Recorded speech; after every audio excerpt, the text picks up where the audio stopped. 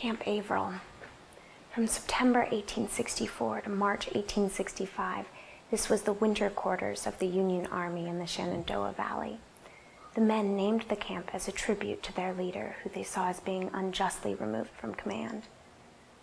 It's now part of a meditative hiking trail here in Winchester, Virginia.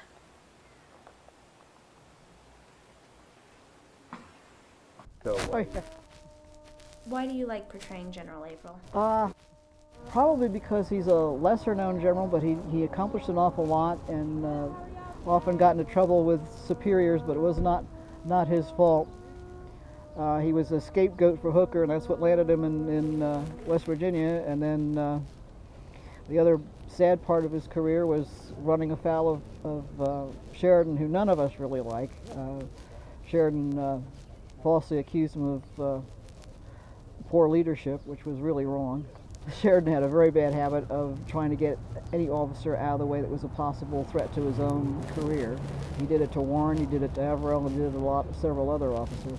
In truth, he got a couple of raw deals. He got a raw deal by being made the scapegoat for the Union defeat at Chancellorsville, which led to him being removed from command of his division after the end of the Stoneman Raid in the spring of 1863. And that, of course, is when he is ordered to go to West Virginia and take command of this brigade of infantry. And then he got a raw deal from Phil Sheridan in the fall of 1864. Why? Because he was a little too cautious for Sheridan's liking. And Sheridan being Sheridan, he just summarily fired Averell and relieved him from command. And much like he did with Gouverneur Warren in the spring of 1865, refused to even consider the possibility that he was wrong and that Averell had good grounds for doing what he did. And it destroyed Averell's military career. He never commanded troops again after that. And in fact, tried to get courts of inquiry to clear his name and was never able to do that, and died with a little bit of a cloud over his head that I think is unjust. And because of that, I've long made it part of my objective to try to see to it that this man gets the respect that I think he's entitled to.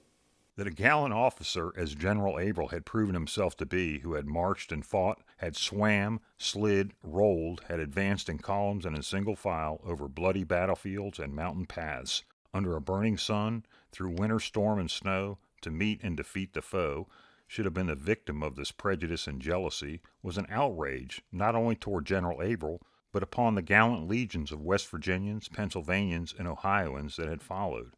And since the war, it seems to have been the unmindful fashion of writers of war reminiscences to completely ignore all military operations in West Virginia, except those which took place in the Shenandoah Valley, and even soldiers who shared in the hardships and glories of Rocky Gap, Droop Mountain, Salem Raid, Cartersfield, Moorefield, Winchester, where bloody fields were won and batteries and flags were captured, have been somewhat prone to acquiesce in forgetfulness of their heroic deeds.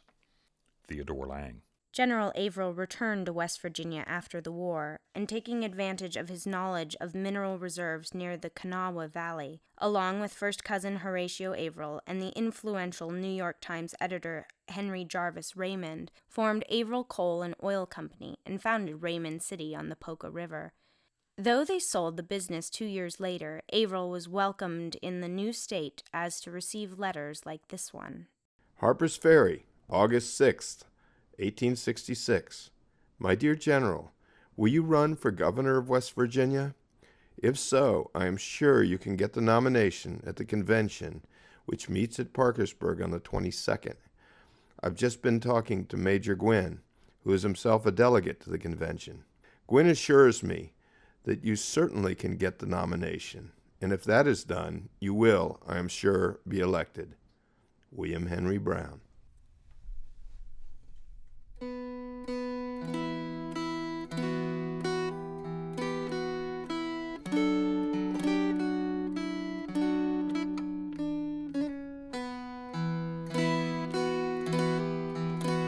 If I could take you back to February 3rd, 1900, on Saturday afternoon, General Averell passed away after a month of illness.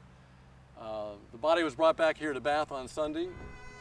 On Tuesday, the Old Soldiers Home Band came down Washington Street and met at the house of William Averell at 121 Liberty Street. They lined up on both sides of the walkway, and Averell's casket came down. There was a flag with 45 stars on it, and wrapped in it was Averell's sword. They went to the church across the street, his church, where he was a vestryman the last 4 years, and was buried. You know, and Grandma and Grandpa had to be there. Well, Grandpa must have been there because he was 13, and he talked about Averell as if he really knew him well. And Grandma she had to be 10 years old. I remember seeing a carriage with them going down the streets of Bath. But it was really quite something. A funeral dirge was played as the casket went to the church. And then after the service, the whole town came over because all the stores were closed. And the church and the streets were thronged with people, and they followed the band over here, and they had a ceremony, and taps was played, and General Averell got a proper military honors burial.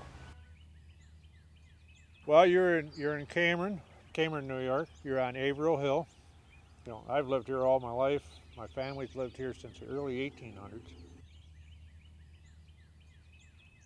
General Averell was the inventor, or at least was involved with the first asphalt, and the first asphalt that was laid in Washington, D.C., and there was a connection between Mr. Averell and Barber Green, which Barber Green is the company that builds all these the asphalt paving machines that you see yet today. As I drive out of the beautiful mountains and back to my northern home, I reflect on the roads themselves. What were mud trails 150 years ago are now layered in asphalt. Asphalt pavement, an invention refined, patented, and popularized by William Woods Averell. He earned $1 million in the 1800s with his asphalt business. A business perhaps inspired leading troops on grueling journeys over these mountains of the wild and wonderful 35th state, West Virginia.